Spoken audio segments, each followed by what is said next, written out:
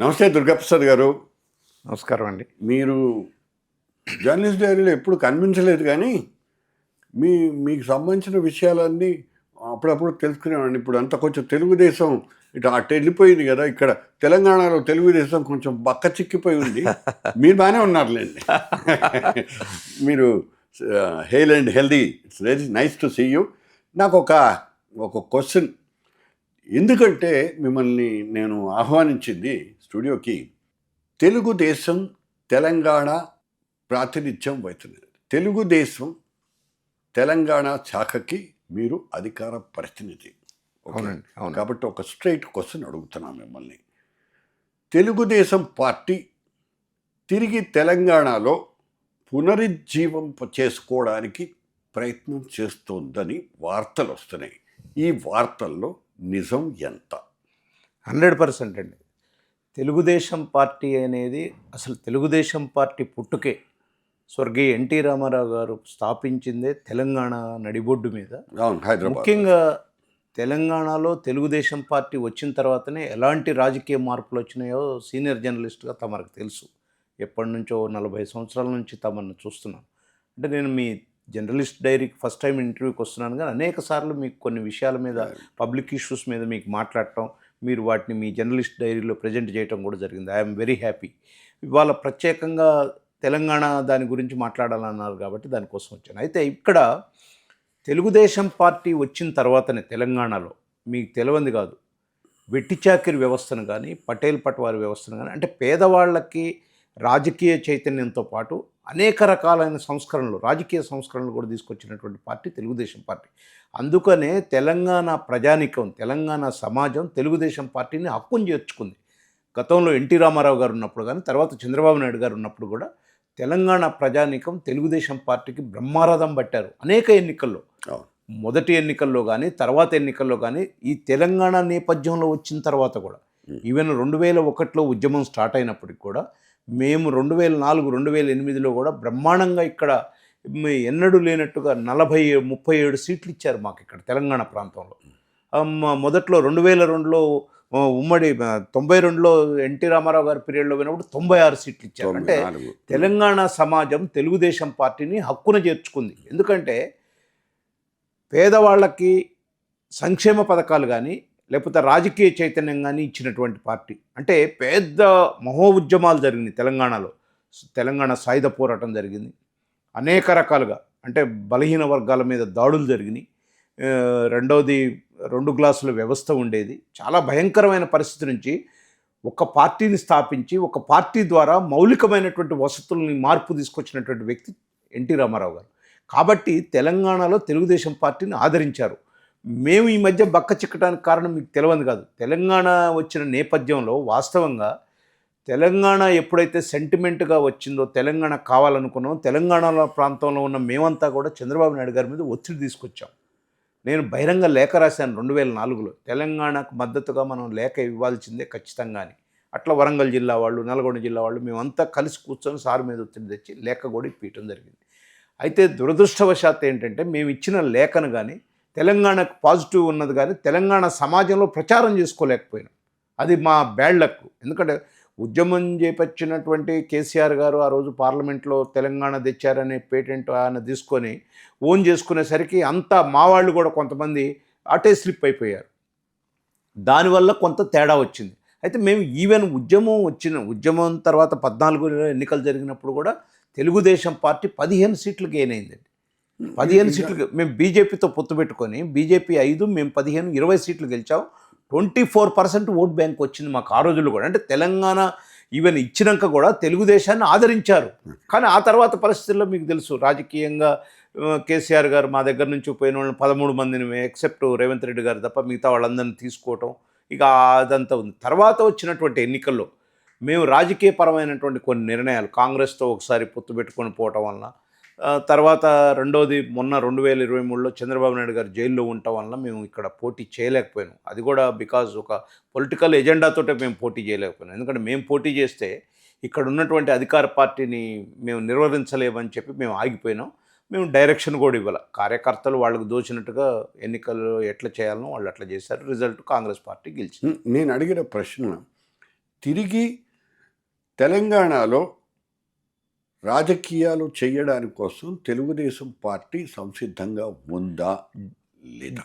డెఫినెట్గా సతీష్ గారు, మేము తెలంగాణలో ఇప్పటికీ రాజకీయాలు చేస్తూనే ఉన్నాం. మా కమిటీలు ఉన్నాయి, మేము ఉన్నాం, మేము కొన్ని ఇష్యూస్ మీద రియాక్ట్ అవుతున్నాం. కానీ యాక్టివ్ పాలిటిక్స్ ఎందుకు లేవంటే మా దాంట్లో కొంత లీడర్షిప్ వీక్ అయిన మాట వాస్తవం. దానికి చాలామంది వచ్చి జాయిన్ అవుతామని కూడా అంటున్నారు. ఇప్పుడు రాబోయే రోజుల్లో నిన్న మాకు వర్కింగ్ ప్రెసిడెంట్గా ఎవరైతే లోకేష్ బాబు అయ్యారో వారు నిన్న వేదిక మీద, మహానాడు వేదిక మీదనే ప్రకటించారు. డెఫినెట్గా తెలంగాణలో కూడా పార్టీని మళ్ళీ పునర్ప్రతిష్ఠించుకుంటాం. ఎందుకంటే రాజకీయ పార్టీలు ఎప్పుడు కూడా లేదని అనటానికి వీల్లేదు. ఆనాడు ఎన్టీ రామారావు గారికి కాంగ్రెస్ పార్టీ కేవలం అపోజిషన్ లేకుండా 26 సీట్లకి పరిమితం అయితే మీలాంటి సీనియర్ జర్నలిస్టులంతా అన్నారు ఇంకా ఎన్టీ రామారావు హవా నడుస్తుంది, కాంగ్రెస్ పార్టీ పోయింది. అట్లాంటి కాంగ్రెస్ పార్టీ మళ్ళీ అగైన్ రాజశేఖర రెడ్డి గారి పీరియడ్లో 2 సార్లు అధికారంలోకి వచ్చింది. కాబట్టి మేము కూడా ఒక 2 సార్లు ఎన్నికల్లో పోటీ చేయలేదు. రాబోయే రోజుల్లో ఖచ్చితంగా ఎన్నికల్లో పోటీ చేస్తున్నాం.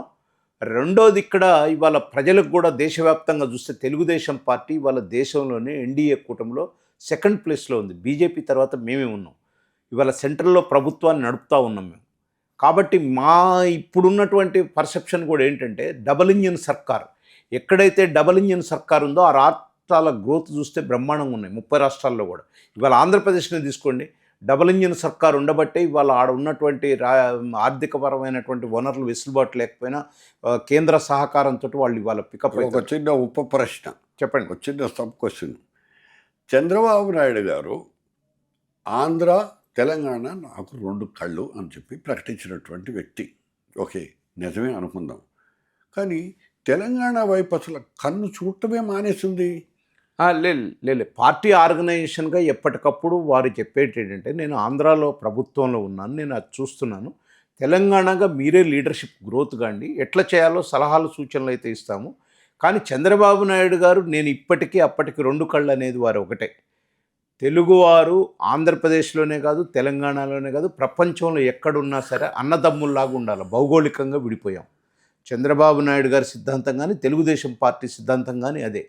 ఇవాళ చంద్రబాబు నాయుడు గారు ఎక్కడ చెప్పినా, అంతర్జాతీయ వేదికల మీద కానీ ఎక్కడ చెప్పినా సరే తెలుగు వాళ్ళకు 2 రాష్ట్రాలు ఉన్నాయి, తెలంగాణ, ఆంధ్రప్రదేశ్.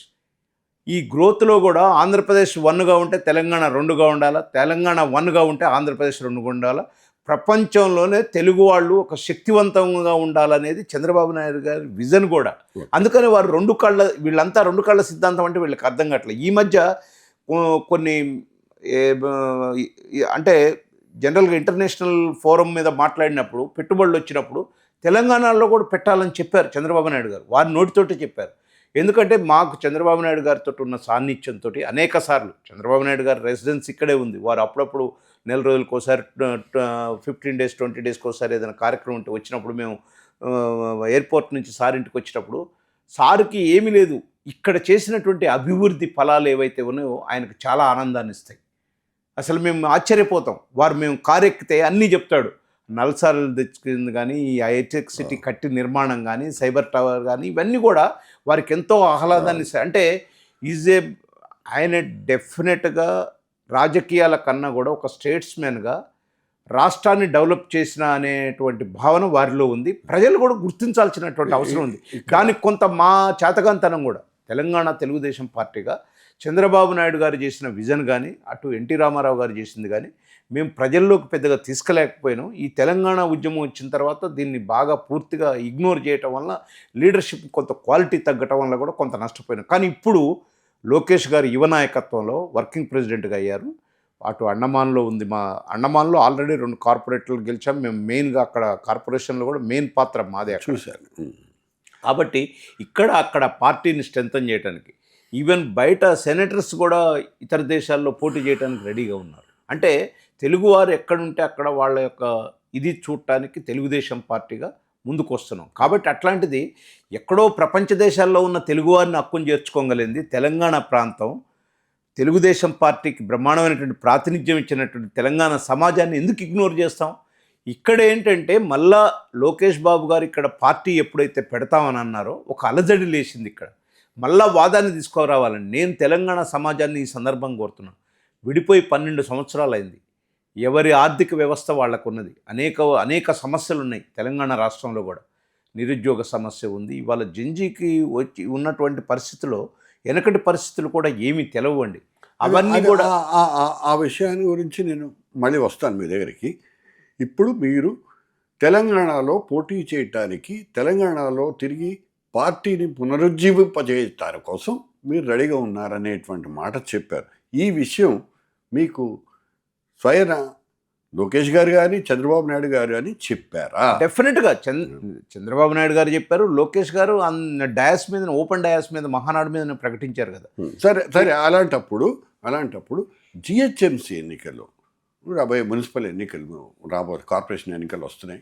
ఈ కార్పొరేషన్ ఎన్నికల్లో మీరు కూటమిగా పోటీ చేస్తారా? అంటే ఇప్పుడు ఉన్నటువంటి బీజేపీతో పాటు జనసేనతో పాటు కలిపి కూటమిగా పోటీ చేస్తారా, లేకపోతే ఏంటి అలాంటి అభిప్రాయం? డెఫినెట్గా హైదరాబాద్ అనేది ప్రపంచంలోనే ఒక ప్రైడ్ అండి మనకి. ఇక్కడ తెలంగాణకి ఏదైతే క్యాపిటల్ సిటీగా ఉన్నామో హైదరాబాదు, దీన్ని ప్రపంచ స్థాయిలోనే ఇంకా తీసుకెళ్లాలంటే డెఫినెట్గా దీనికి ఇంకా ఆర్థిక వనరులు కావాలి. దీన్ని డెవలప్ చేయాల్సినటువంటి అవసరం ఉంది. కాబట్టి మేము ఇక్కడ ఇప్పుడు ఇండియాలోనే ఉన్నాం, అక్కడ ఆంధ్రప్రదేశ్లో ప్రభుత్వంలో ఉన్నాం, ఇండియా ప్రభుత్వంలో ఉన్నాం. రేపు తెలంగాణలో కూడా ఖచ్చితంగా, ఎందుకంటే ఒకే పార్టీ రెండు చోట్ల వేరువేరుగా ఉండటానికి వీల్లేదు. డెఫినెట్గా నరేంద్ర మోడీ గారు బీజేపీ సహకారంతో, అటు జనసేన పవన్ కళ్యాణ్ గారి సహకారంతో తెలుగుదేశం పార్టీ ఖచ్చితంగా రేపు రాబోయే ఎన్నికల్లో తెలంగాణ ప్రాంతంలో ఖచ్చితంగా మా రోల్ ఏందో ఈ పేద ప్రజల కొరకు, తెలంగాణ సమాజం కొరకు, డెవలప్మెంట్ యాక్టివిటీస్ కొరకు, ముఖ్యంగా తెలుగుదేశం పార్టీ అంటేనే డెవలప్మెంట్ యాక్టివిటీ. వేరే అదర్ రాజకీయాలు లేవండి మాకు. ఇవాళ దరిదాపుగా 20 సంవత్సరాలు, మేము 22 సంవత్సరాలు అధికారం లేకుండా కూడా మేము ఇంకా కొంతమంది ఉన్నామంటే కేవలం అదే రాజకీయ బాధ్యత. ఎందుకంటే సరే ప్రభుత్వాలు వస్తున్నాయి పోతున్నాయి, కానీ నిజంగా ప్రజలు కోరుకున్నది సామాజిక తెలంగాణ ఈ ప్రజలు కోరుకున్నారు. ఒక చిన్న బ్యాక్డ్రాప్ అండి, let's not beat around the bush. మనం ఒక స్ట్రైట్ విషయానికి వస్తాం. ఏంటంటే మీరు జిహెచ్ఎంసీ ఎన్నికల్లో పోటీ చేయాలని అనుకున్నప్పుడు ఫస్ట్ థింగ్ ఏంటంటే, జనరల్గా ఎవరైనా కూడా అసలు ముందు ఒక టెస్ట్ ఏంటి, ఎలా ఉంటుంది మన పోటీ. మన జూబ్లీ హిల్స్లో మంచి అవకాశం వచ్చింది మీకు. జూబ్లీ హిల్స్లో ఎక్కువ మంది ఆంధ్ర ప్రజలు ఉన్నారు, ఓటర్లు ఉన్నారు. అక్కడ ఉన్నటువంటి గతంలో ఉన్నటువంటి కార్పొరేటర్ కూడా మీ పార్టీ నుంచే వెళ్ళినటువంటి వ్యక్తి ఆయన లేరనుకోండి. సో ఆ గ్యాప్లో మీరు ఎందుకు టెస్ట్ చేసుకోలేదు మొన్న? అయితే నేను అదే చెప్దాం అనుకున్నా సతీష్ గారు. నిజంగా జూబ్లీ హిల్స్ ఎన్నికల్లో మేము పోటీ చేయకపోవడానికి కారణం ఏంటంటే, ఆల్రెడీ మేము ఎన్డీఏలో ఉండున్నాం, భారతీయ జనతా పార్టీ ఆడ పోటీ చేస్తుంది. ఇంకా మేము ఇక్కడ తెలంగాణలో ఒక లైనప్లో అప్పటికి కాలేదు మేము. వాళ్ళు మమ్మల్ని సపోర్ట్ అడిగితే చేద్దాం అనుకున్నాం. కానీ ఈ బిట్వీన్ ది టైంలో మేము అదే బిట్వీన్ ది టైంలో మేము కనుక పోటీ చేసి ఉంటే రిజల్ట్ మాకు రాదు, మాకు అర్థమైంది. కానీ రిజల్ట్ మా తారుమారైద్ది అనే ఉద్దేశంతో మేము పోటీ చేయలేదు. ఓకే, ఎందుకంటే నేను అనేది ఏంటంటే, బీజేపీ వాళ్ళు మిమ్మల్ని దూరం పెట్టారు అనేటువంటి మాట ఇండైరెక్ట్గా మీరే చెప్తున్నారు. వాళ్ళు పోటీ చేస్తున్నారు. సో మీరు కలవడం వలన వాళ్ళకి మైనస్ అవుతుందని వాళ్ళు భావించారనేటువంటిది దాని అర్థం. So why do you think that రేపటి రోజున జిహెచ్ఎంసీ ఎన్నికల్లో కూడా కూటమిగా ఈ మూడు పార్టీలు కలిసి పనిచేసేటువంటి అవకాశం ఉందని ఎలా? ఇదే దీని సిగ్నిఫికెన్స్ ఒక్కటేనండి. 2014లో కూడా ఇక్కడ బీజేపీతో స్థానికంగా రాష్ట్రంలో మేము కాదండి జరిగింది, కేంద్ర స్థాయిలో ఉన్నటువంటి ఎన్డీఏలో ఆ రోజు 2014లో జరిగినటువంటిది మోడీ గారు అమిత్ షా గారితో ఏదైతే జరిగిందో దాని ప్రకారమే మేము పొత్తులకు పోయినాం. రేపు కూడా ఎన్డీఏగా ఇక్కడ ఉండాలి అంటే పైన అధిష్టానాలు, మా సెంట్రల్ కమిటీ వాళ్ళ సెంట్రల్ కమిటీ కూర్చొని సరి చేసుకుంటే అయిపోతుంది. ఇక్కడ తెలంగాణలో ఒక ఫీలింగ్ ఉంది వాళ్ళకి. కానీ ఇప్పుడు 12 సంవత్సరాల తర్వాత ప్రజలు ఏది అది కోరుకోవట్లేదు, డెవలప్మెంట్ యాక్టివిటీ. ఇప్పుడు ఆ ఫీలింగ్ పోయింది, పాత తెలుగుదేశం సజీవంగా ఉంది అనేటువంటి అభిప్రాయం మీకు రావడానికి ఒక్క కారణం చెప్పండి. డెఫినెట్గా సార్, ఇప్పుడు ప్రజలు తెలంగాణలో ఎక్కడ సెంటిమెంట్ అనేది, తెలంగాణ సెంటిమెంట్ ఉంది, తెలంగాణ అనేది తెలంగాణ భావన ఉంది, మా తెలంగాణ డెవలప్ కావాలని ఉంది. కానీ దీన్ని వేరే అదర్ పార్టీ, ఆ పార్టీ అక్కడ ఇక్కడ అనేది ఏం లేదు. కేవలం తెలంగాణలో తెలుగుదేశం పార్టీని బయటి పార్టీగా చిత్రీకరించింది రాజకీయ పార్టీలే, ముఖ్యంగా బీఆర్ఎస్ పార్టీయే తెలుగుదేశం పార్టీ కనుక ఇక్కడ కంటిన్యూ చేస్తే మా మనుగడ ఉండదని వాళ్ళు తీసుకున్నటువంటి రాజకీయమైనటువంటి కంపల్షన్ తోటి మాకు ఇది ఏర్పడ్డది. కానీ ప్రజల్లో ఆ భావం లేదనేది అర్థమైపోయింది ఇప్పుడు. మొన్న జరిగినటువంటి 23 ఎన్నికల్లో కూడా డెఫినెట్గా కాంగ్రెస్ పార్టీ ఏ విధంగా రాణించిందో చూసాం మనం. అంటే ఆ సెంటిమెంట్కి అతీతంగా ఇవాళ ఖమ్మం జిల్లాలో మంత్రులైతే మా తెలుగుదేశం పార్టీ ఆఫీస్కి వచ్చి సహకారం తీసుకున్నారు. మేము డైరెక్షన్ ఇవ్వాల, పార్టీయే ఆటోమేటిక్గా వాళ్ళు గమనించి టీఆర్ఎస్ పార్టీ మనకు చేసినటువంటి ద్రోహానికి ఖమ్మం జిల్లాను మిర్యాలు కూడా ఇవన్నీ నల్గొండ సరే పక్కన పెట్టిన నల్గొండ అవన్నీ కొంత ఇవన్నీ కూడా తెలుగుదేశం ఏంటి పార్టీకి అంటే అనుకూలంగా ఉంటాయి. యాంటీ టీఆర్ఎస్ పనిచేసింది. ఓపెన్గా చెప్పదలుచుకున్నాను నేను, యాంటీ బీఆర్ఎస్ పనిచేసినాయి కాబట్టే ఇవాళ కాంగ్రెస్ పార్టీకి వచ్చింది. మేము అనుకున్నది కూడా మంచి పరిపాలన వస్తుందని. ఇక చూస్తూనే ఉన్నాం, కాంగ్రెస్ పార్టీలు కూడా వాళ్ళు ఇచ్చిన హామీలు కూడా ఏం నిలబెట్టలేదు, అవి కూడా వాళ్ళు సరి చేసుకోలేకపోతున్నారు. కాబట్టి రాబోయే రోజుల్లో డెఫినెట్గా మేము ఈ ప్రభుత్వం ప్రజలకు ఇచ్చిన హామీల మీద పోరాటం చేస్తాం. రాబోయే రోజుల్లో డెఫినెట్గా ఈవెన్ జిహెచ్ఎంసీ ఎన్నికలే కానీ రేపు జనరల్ ఎలక్షన్లో కానీ తెలంగాణలో ఎన్డీఏ అనే ప్రభుత్వం రాబోతుంది రేపు 2028లో. That's another issue. నేను అనేది కుకట్పల్లిలో మీరు టెస్టింగ్ వాటర్స్ అంటాం కదా, బట్ కుకట్పల్లిలో చేశారు, డిపాజిట్ కూడా దక్కలేదు మీకు. ఎస్, అంటే నేనేమంటున్నానంటే ఆ రోజే కుకట్పల్లిలో చేసిన రోజే మాకు 14 సీట్లు వచ్చినాయి తెలంగాణ నేపథ్యంలో. ఆ తర్వాత అంటే తర్వాత చేసినాం కుకట్పల్లి, తర్వాత చేసిన దాంట్లో మాకు ఖమ్మం జిల్లా నుంచి 2 వచ్చినాయి. అంటే అది బికాజ్ అక్కడ ఏమైందంటే కాంగ్రెస్ పార్టీతో పొత్తు పెట్టుకోవడం వలన కొంత నష్టం జరిగిన మాట వాస్తవం. అది ఓపెన్, అది ఎందుకంటే రాజకీయాల్లో కొన్ని ఉన్నట్టు కూడా మాట్లాడాలి. ఆ రోజు కాంగ్రెస్ పార్టీతో పొత్తు పెట్టుకోవటం వలన మేము ఖమ్మం జిల్లాలో ఒక 2 గెలవగలిగినాం, కానీ మిగతా చోట్ల మేము తీసుకుందే 13 సీట్లు. ఆ 13 సీట్లలో కుకట్పల్లి కూడా ఒకటి ఉంది. కాబట్టి కొంత డిఫరెన్స్ ఉంది. అందులో హైదరాబాద్లో కూడా ఏవైతే సీట్లు తీసుకున్నామో అక్కడ మా సెలక్షన్ కూడా తప్పయింది. దానివల్ల కూడా కొంత బూమ్రాంగ్ అయింది. కాబట్టి అంటే క్యాండిడేటా కాన్స్టిట్యున్సీలు క్యాండిడేట్ కాదు, క్యాండిడేట్ హరికృష్ణ గారి బిడ్డ, తప్పనిసరిగా గెయిన్ కావాలా. అందుకే కాన్స్టిట్యున్సీ తప్పు. ఎందుకంటే మేము సెలెక్ట్ చేసుకునే కాన్స్టిట్యున్సీ కనుక వేరే కాన్స్టిట్యున్సీ చేసుకుంటే డెఫినెట్గా హరికృష్ణ గారి అమ్మాయి గెలిచి ఉండేది. అక్కడ కొంత బూమ్రాంగ్ అయింది. మాకు ఈ కాంగ్రెస్కి మాకు కుదిరిన నేపథ్యంలో ఓట్ ట్రాన్స్ఫర్ అనేది సరిగ్గా జరగలేదు. అది మా వాళ్ళు తెలుగుదేశం పార్టీ ఎప్పుడు ఎవరితో పొత్తు పెట్టుకున్నా అకౌంట్తో దీక్షతోటి ఎక్కడ ఎవరికి చెప్తే చంద్రబాబు నాయుడు వాళ్ళకు ఓటేస్తాం మేము, కానీ అవతల వాళ్ళు కొంతమంది కొన్నిసార్లు వేయలేకపోవచ్చు. సపోజ్ మీరు ఇప్పుడు బీజేపీతో పొత్తు పెట్టుకొని జిహెచ్ఎంసీ ఎన్నికల్లో కంటెస్ట్ చేస్తే కనుక మీరు ఈ ఓట్ ట్రాన్స్ఫర్ అనేటువంటిది ఓట్ల బదిలీ, బీజేపీకి ఉన్నటువంటి కమిటెడ్ ఓట్స్ కొన్ని ఉంటాయి, ఈ ఓట్ల బదిలీ జరుగుతుందని నమ్ముతున్నారా మీరు? డెఫినెట్గా అండి. ఎందుకంటే ఒక్కసారి దేశంలో ఎన్డీఏ పరిపాలన మీద ఇప్పుడు చాలా పాజిటివ్ ఉంది. మేము ఇక్కడ పార్టీలు ఎన్ని కలిసినా సరే వాళ్ళ యొక్క విధానాలు కానీ వాళ్ళ యొక్క పరిపాలన కానీ పక్క రాష్ట్రం ఆంధ్రప్రదేశ్లో నడుస్తుంది, మహారాష్ట్రలో జరుగుతుంది, ఇంకా వేరే రాష్ట్రాల్లో జరుగుతుంది.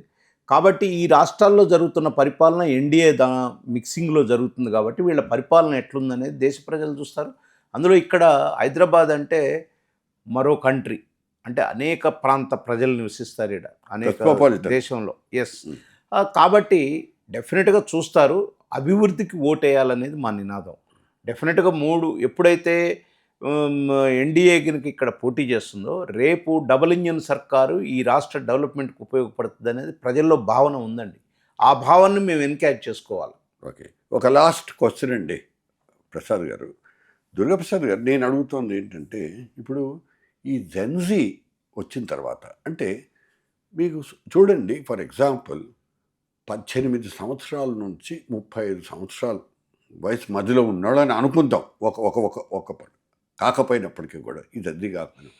సో ఈ వయస్సు ఉన్నటువంటి వాళ్ళకి ఎవరికీ కూడా ఎన్టీ రామారావు గారి పరిపాలన గురించి తెలియదు, వినడం తప్పించి. ఎస్, తర్వాత అలాగే చంద్రబాబు నాయుడు గారి పరిపాలన గురించి తెలియదు. చంద్రబాబు నాయుడు గారు 2014లో విడిపోయిన తర్వాత అక్కడ ముఖ్యమంత్రి అయ్యారు, కానీ ఇక్కడ ఆయన స్వయాన పార్టిసిపేట్ చేసినటువంటి ఒక్క సంఘటన కూడా లేదు. దీన్ని ఎలా అర్థం చేసుకుంటాం? వాళ్ళు మీకు రేపు పొద్దున, ఎందుకంటే వాళ్ళే డామినేషన్, ఇప్పుడున్నటువంటి జనరేషన్ డామినేషన్. రేపు పొద్దున వాళ్ళు 18 సంవత్సరాలు అనగానే ఓటు హక్కు కూడా వచ్చేటువంటి వాళ్ళు కూడా ఉన్నారు. సో వాళ్ళని కూడా పరిగణలో, అంటే ఇప్పుడు ఇంటర్మీడియట్ ఇవన్నీ చదువుతున్నటువంటి వాళ్ళు రేపు పొద్దున ఓటు హక్కు పొందుతారు. ఇంకో నెక్స్ట్ 3 ఇయర్స్లో ఎలక్షన్స్ ఉన్నాయి, 2 ఇయర్స్లో. సో కాబట్టి దీన్ని ఎలా అర్థం చేసుకోవాలి? డెఫినెట్గా సతీష్ గారు, ఇప్పుడు జన్జీద్లో భాగంగానే మన కళ్ళ ముందు కనపడుతుంది ఆంధ్రప్రదేశ్ ప్రభుత్వంలో పూర్తిగా యువతను ప్రోత్సహించారు. చంద్రబాబు నాయుడు గారి నాయకత్వంలో, లోకేష్ గారి నాయకత్వంలో పూర్తిగా యువతని, ఇవాళ మా క్యాబినెట్ చూస్తే మొత్తం యువకులమయం. ఎమ్మెల్యేలను చూస్తే 82 మంది యూత్ ఎమ్మెల్యేస్ ఉన్నారు.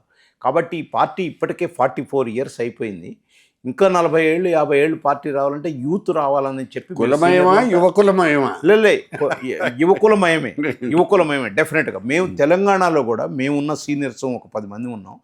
మేము కూడా ఎక్కడికక్కడ యువతని ప్రోత్సహించాలని చూస్తున్నాం. ఎందుకంటే ఈ పార్టీ ఇంకా కొంతకాలం, ఇప్పుడు మీరు జంజీ ఏదైతే చెప్పారో డెఫినెట్గా వాళ్ళకి తెలవాలా ఎన్టీ రామారావు గారు ఏం చేశారు, ఎట్లా వచ్చింది ఈ తెలుగుదేశం పార్టీ పుట్టుక ఏంటి, తర్వాత చంద్రబాబు నాయుడు గారు దీన్ని ఏ విధంగా ముందుకు తీసుకుపోయారు, ఏ విధంగా డెవలప్మెంట్ యాక్టివిటీ చేశారనేది ఇదంతా మేము, మీరు అన్నట్టు సరే మీకు తెలిసి అడిగారు, ఈ ప్రశ్న తెలవక అడిగారు, కానీ డెఫినెట్గా మేము రాబోయే రోజుల్లో వీటిని పార్లమెంట్ల వారీగా 2-3 రోజులు, ఒక 2-3 రోజులు మొత్తం యూత్నంతా పిలిచి ఓ పెద్ద దీన్ని చెప్పి ఇచ్చేద్దామని, ప్రచారంలోకి తీసుకొద్దామని చూస్తున్నాం. మేమంతా సీనియర్స్ తలా 2-3 పార్లమెంట్లు తీసుకొని అసలు తెలుగుదేశం పార్టీ పుట్టుక ఏంటి, తెలుగుదేశం పార్టీ తెలంగాణ ఉద్యమంలో ఏం చేసింది, తెలంగాణ రావటానికి తెలుగుదేశం పార్టీ లేక ఏ విధంగా ఇచ్చింది, తెలంగాణని ఎట్లా ప్రజలు మన్ని హక్కును చేర్చుకున్నారు, ఇదంతా కూడా ఈ జంజీ యువకులకు తెలియజేయాలనేది ఆలోచన ఉంది. యువకులనే ముందు పెట్టాలనే ఆలోచన కూడా తెలంగాణలో ఉందండి మాకు డెఫినెట్గా. ఎందుకంటే రాబోయే తరాలకు, భవిష్యత్ తరాలకి తెలుగుదేశం పార్టీ అనేది డెఫినెట్గా పేదవాళ్ళకి, బడుగు బలహీన వర్గాల వరకు ఒక ప్లాట్ఫారం ఇది. ముఖ్యంగా తెలంగాణ ప్రాంతంలో బీసీలకు ప్లాట్ఫారం ఇది. ఒకప్పుడు తెలుగుదేశం పార్టీ అందరికీ తెలుసు, అన్ని రాజకీయ పార్టీలు ఒప్పుకుంటాయి. Floor of the house KCR గారే చెప్పినారు, బీసీల పేటెంట్ హక్కు తెలుగుదేశం పార్టీదని. ఇవాళ రేవంత్ రెడ్డి గారు కూడా చెప్తున్నారు బీసీలదంటే తెలుగుదేశం పార్టీ అని చెప్పి. కాబట్టి ఆ బ్రాండ్ నుంచి మేము పక్కకు పోవట్లేదు. డెఫినెట్గా తెలంగాణ ప్రాంతంలో పేదవాళ్ళకి, పేదరికం ఉన్న వాళ్ళకి, మధ్యతరగతి వాళ్ళకి న్యాయం జరిగే విధంగా తెలుగుదేశం పార్టీ పనిచేస్తుంది.